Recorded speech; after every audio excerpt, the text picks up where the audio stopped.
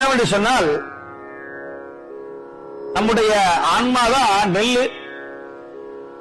அந்த நெல்லிலிருந்து ஆணவம், கண்மம், மாயை என்கிற 3 மலத்தை நீக்கிவிட்டால், தோலை நீக்கினால் உள்ள ஆன்ம பிரகாசம் ஏற்படும். அதுதான் அரிசின்னு பேரு.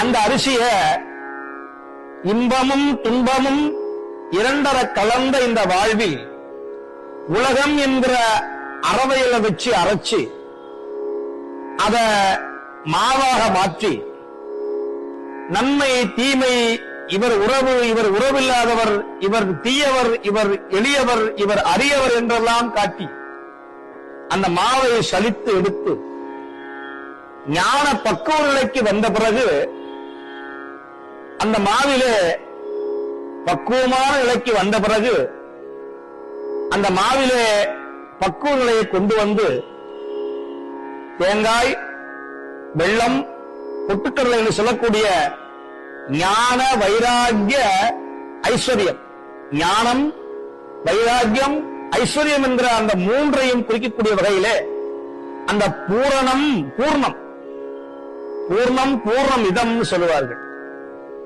அப்பேற்பட்ட பூர்ணமான முடிவான ஒரு நிலையை அந்த மாவிலே உள்ளே வைத்து அதை மூடி